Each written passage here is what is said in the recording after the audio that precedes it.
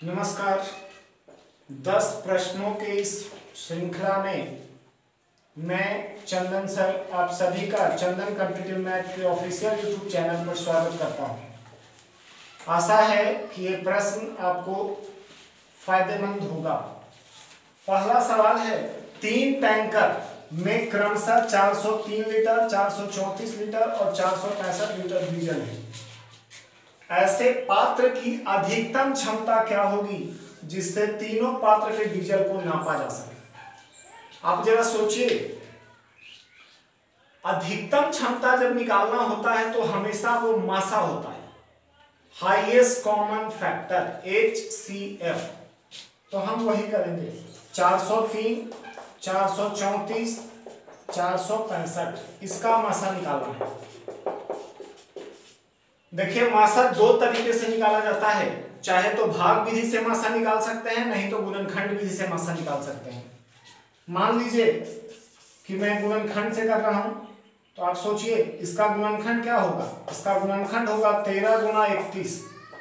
अगर 434 है तो 4 4 8 3 11, यानी 14 गुने 31। और अगर 465 है तो ये हो जाएगा 15 गुना 31। जब मासा निकालते हैं तो करते क्या है कि जो सभी में कॉमन होता है उसी को लेते हैं। सभी में कॉमन कौन है? 31। तो ये 31 लीटर का होना चाहिए, वो बड़ा से बड़ा। तो कौन होगा आंसर? ये पहला ऑप्शन। तो दूसरा सवाल है, एक लड़के ने देखा कि संख्या 16 के स्थान पर 61 लिखा गया है। देखिए, बात का है, लिखना था 1 पर 6, लिख दिया है 6 पर 1। 16 के स्थान पर 61 लिखा गया।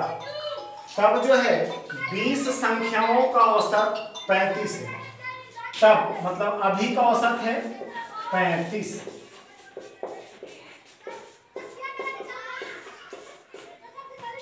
अब सोचिए, लिखना था 16, लिखाया 61, मतलब ज्यादा लिखा है। तो इसके चलते इसको घटा दो तो कितना ज्यादा? 45 ज्यादा लिखा गया है।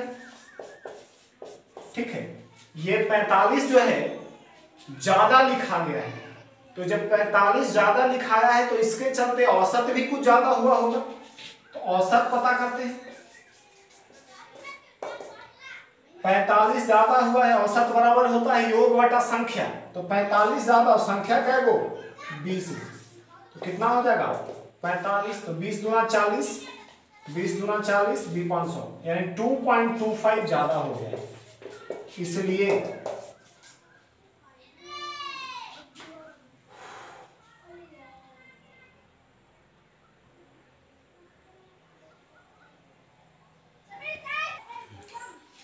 तो औसत जो है 2.25 ज्यादा लिखा गया होगा। इसलिए सही औसत जो है, अभी औसत है 35 और 2.25 ज्यादा है, तो इसको घटा दिए। तो 35 में से 2 गया 33, यानी 32.75 सही औसत होना चाहिए। ये ऑप्शन देखिए, ये ऑप्शन जो है आप गौर करिएगा, ये पहला क्वेश्चन वाला ऑप्शन लिखा गया है। सही आंसर इतना ही होगा।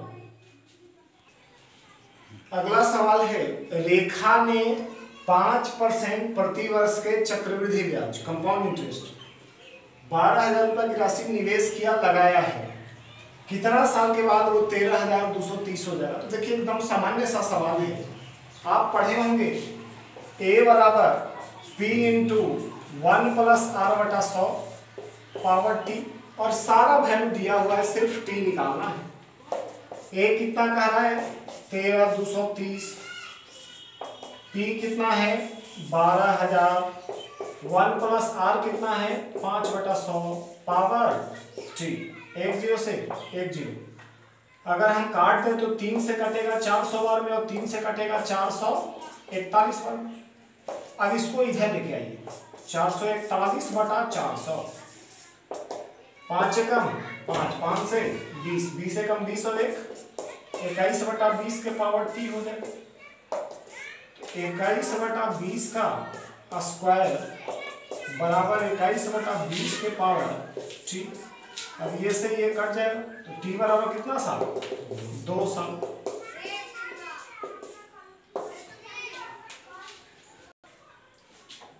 एक आदमी अपनी आय का 75% हिस्सा खर्च कर देता है, उसकी आय 20% बढ़ जाती है, व्यय भी 10% बढ़ जाती है, तो बचत कितना बढ़ रहा है? ऑप्शन है 40, 30, 50, 25। देखिए मेरा रिक्वेस्ट आप सबसे है कि सवाल को देखने के बाद वीडियो पॉज करिए, क्वेश्चन बनाइए, आंसर को कमेंट करिए और तब फिर यहाँ सॉल्यूशन देखिए, वो आपके लिए ज़्यादा फायदेमंद होगा। बाकी हम लोग बहुत जल्द अब लाइव क्लास शुरू करने वाले हैं। कराए अपनी आय का 75% खर्च कर देता है, परसेंट में पूरा 100 होता है, ठीक है। तो कुल को मान लिया, आय जो है ये मान लिया कि 100 है, 75% खर्च कर दिया, 100 में से 75 खर्चा, बचा कितना? घटा दीजिए, 25 बच जाएगा। अब कह रहा है कि उसकी आय 20% बढ़ जाती है, नया कंडीशन है। 100 से 20% बढ़ेगा तो हम इसको डायरेक्ट 120 लिख सकते हैं। व्यय भी 10% बढ़ जाती है, तो ये गलती मत करिएगा कि 75 में 10 जोड़ दीजिए। 10% 75 का, यानी इसका 110% होगा। 110/100 या जाएगा 82.5। अब 120 में से 82.5 घटा दीजिए, तो घटाइएगा तो कितना आएगा? 37.5 आएगा, ठीक है। अब पहले 25 बचता था, अब 37.5 बच रहा है, कितना बढ़ गया? 12.5 बढ़ गया, ठीक है, 12.5 बढ़ गया। तो परसेंटेज वृद्धि पूछ रहा है। देखिए जब भी हम प्रतिशत निकालते हैं तो तुलना आरंभिक मान से होता है। 12.5 बढ़ रहा है किससे? तो आरंभिक मान कितना था? 25 गुणा 100, 25 चौके 12.5 चको, तो 50% आंसर आएगा। अगर आप सेट वगैरह बनाते हैं तो ये बहुत ही फेवरेट सवाल है। अगला सवाल है, ए और बी में दूध और पानी का रेशियो है 4:3 और 2:3। इन दोनों को मिला के तीसरा बर्तन में डालना है और ऐसा डालना है कि दूध और पानी आधा आधा हो जाए, बराबर बराबर हो। देखिए ये सवाल सामान्यतः हम एलिगेशन से बनाते हैं, मिश्रण से ही बनाते हैं। पहला में क्या है? ए, इसमें 2 कंपोनेंट हैं, दूध और पानी 4:3। दूसरा में दूध और पानी 2:3, और जो मिलेगा उसमें आधा आधा, मतलब 1:1, क्योंकि जब भी बराबर होता है तो उसका अनुपात 1:1 होता है। अब इसको बनाते कैसे हैं? करते क्या है? सोचिए, ये मिल्क है, ये वाटर है, यहाँ भी मिल्क वाटर, यहाँ भी मिल्क वाटर। तो हम या तो सभी को दूध बना देंगे या सभी को पानी बना देंगे। कैसे बनाएंगे? मान लिया कि दूध लिख रहे हैं, तो टोटल मात्रा 4, 3, तो टोटल को नीचे लिख दीजिए और ऊपर रह दीजिए, इसको खत्म। यहाँ 3 और 2 5, ये खत्म। यहाँ 1 1 2, ये खत्म।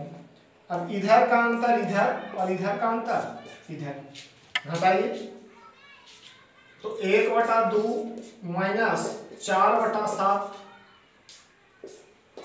और इधर घटाएंगे हम 2/5 माइनस 1/2। देखिए ध्यान रखिएगा, जब वैल्यू हम लेते हैं तो पॉजिटिव वैल्यू लेते हैं, निगेटिव नहीं लेते हैं। तो 5 2 का लघुत्तम 10 होगा, तो 5 दूनी 10, 2 दूनी 4 और 2 5 10। देखिए माइनस में आ रहा है तो माइनस में लेंगे। 2 7 का लघुत्तम 14, तो 7 7 दूना 14, 4 दूना 8। तो इसको हम लिख सकते हैं 4 में से 5, 1/10 और 1/14, 2 5 2 7, तिरछा गुना कर दीजिए, 7:5 है ऑप्शन, तो पहला ऑप्शन। अगला सवाल, एक वस्तु का क्रय मूल्य कॉस्ट प्राइस 100 रुपया है, 50% के डिस्काउंट देने के बाद भी 50% लाभ हो, इसके लिए उस वस्तु का अंकित मूल्य मार्क प्राइस कितना हो? आपको 2 बात याद रखना है। इस सवाल को हम चुटकियों में बना सकते हैं। क्या याद रखना है? तो लाभ या हानि जो होगा वो हमेशा क्रय मूल्य पे होता है, सीपी पर, और छूट जो दिया जाता है वो अंकित मूल्य पर होता है, मार्क प्राइस पर। हमारा क्रय मूल्य दिया हुआ है 100 रुपया, कह रहा है कि 50% लाभ चाहिए, तो 50% लाभ चाहिए, दिमाग में सेट है क्रय मूल्य 100, तो 50% लाभ चाहिए, मतलब हम बेचेंगे कितना में? 150% में। ये क्या हो गया, ये विक्रय मूल्य हो गया। और इतना में कब बेचेंगे, जब 50% छूट दे चुके हैं। तो 50% छूट दे चुके हैं मतलब 50% का वैल्यू है। तो 50%, 50 किया 150, तो 300 रुपया इसका आंसर होगा। लेकिन जो लोग इसको लंबे तरीके से बनाना चाहते हैं, तो देखिए कैसे लंबे तरीके से बनेगा। करा एक वस्तु का क्रय मूल्य 100 रुपया है, क्रय मूल्य है 100 रुपया, 50% लाभ चाहिए। तो 100 के सामान पर 50 लाभ कितना में दिखेगा, 150 में दिखेगा। और 150 में बेचना है कब, 50% छूट देके। तो आप जरा सोचिए, 150 में हम बेच रहे हैं 50% छूट देके, मतलब 85% के वैल्यू है। हमारा अंकित मूल्य निकालने के लिए 100% निकालना पड़ेगा। तो 50 गुना 100 तब भी 300 आएगा। ये आंसर हो जाएगा। अगला सवाल है, एक कमरे के फर्श का परिमाण पेरीमीटर 18 मीटर है और ऊंचाई भी दिया हुआ है 3 मीटर। चारों दीवारों का क्षेत्रफल निकालना होता है। तो देखिए फॉर्मूला सोचिए, नहीं तो बेसिक से सोचिए। चारों दीवारों का क्षेत्रफल होता क्या है, ये होता है 2 × L + B × H। और जरा सोचिए तो ये किसका फॉर्मूला है, 2 × लंबाई + चौड़ाई आयत के परिमिति का फॉर्मूला होता है। और परिमिति दिया हुआ है कितना, 18 गुणा H, H कितना 3, कितना आ जाएगा 54 मीटर स्क्वायर। तो ये आंसर है। इस वीडियो का 8वां सवाल, दो संख्याओं का गुणनफल 26 40 लघुत्तम है 42, तो मासा ज्ञात करिए। देखिए एक फॉर्मूला पढ़े होंगे आप, क्या होता है फॉर्मूला, वो फॉर्मूला होता है लासा गुणे मासा बराबर पहली संख्या गुणे दूसरी संख्या। यहाँ खाली वैल्यू पुट करो, लासा देना 42, मासा निकालना है और पहला गुणे दूसरा, दोनों का गुणनफल और गुणनफल देना है 26 और 40। जरा काटने का प्रयास करिए तो कटेगा। तो 42 × 6 = 252 और कट ही जाएगा 63 वर्ग। ये आंसर हो जाएगा।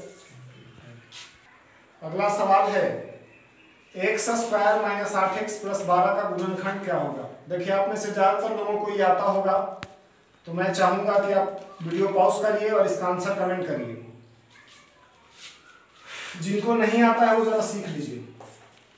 x² - 8x + 12 और इसका गुणनखंड क्लास 7 क्लास 8 में पढ़ना है।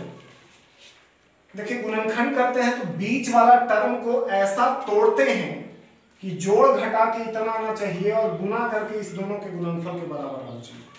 मतलब जोड़ घटा के 8 और गुना करके 12, कितना में तोड़िएगा 6 और 2 में। अगर हम 6 और 2 में तोड़ेंगे तो 6 2 8 हो गया और 6 2 12 हो गया प्लस 12। इन दोनों में से x common, x - 6 -2 common, x - 6। अब x - 6 कॉमन करो तो बचेगा कितना, x - 2। कहाँ ऑप्शन पहला। तो इस वीडियो का आखिरी सवाल मैं सामने शूट कर रहा हूँ, थोड़ा बहुत परेशानी के लिए खेद है। PQR किसी काम को क्रमशः 24, 30 और 40 दिन में करता है। एक साथ तीनों मिलकर काम शुरू करता है। R काम खत्म होने के 4 दिन पहले ही काम करना बंद कर देता है, तो काम लगभग कै दिन में पूरा होगा। सबसे पहले लिखो PQR कितना 24, 30, 40। लघुत्तम लीजिए, इसका लघुत्तम 120 आएगा। जो लघुत्तम आता है उसे ही काम मान लेते हैं। ये समय है, काम में समय से जब भाग देते हैं तो क्षमता आता है। तो 120 में 24 से 5, 30 से 4 और 40 से 3। अब क्या होता है, काम खत्म होने से कुछ दिन पहले जब कोई छोड़कर चला जाए तो उसके काम को टोटल काम में जोड़ देते हैं। तो कह रहा है आर काम खत्म होने से 4 दिन पहले, तो 4 दिन पहले आर यानी कितना काम बढ़ जाएगा, 4 तिया 12। तो 12 का मान जोड़िए, 120 12 132 काम 132 हो गया। अब हमको कुल समय चाहिए, कुल समय कुल क्षमता कितना है 5 4 9 3, 132 में 12 से कितना दिन आएगा 11 दिन। तो ये था इस वीडियो का आखिरी सवाल। बहुत जल्द हम लोग लाइव क्लास शुरू करेंगे। इस वीडियो में थोड़ा बहुत परेशानी अगर हुआ होगा तो उसके लिए खेद है। धन्यवाद।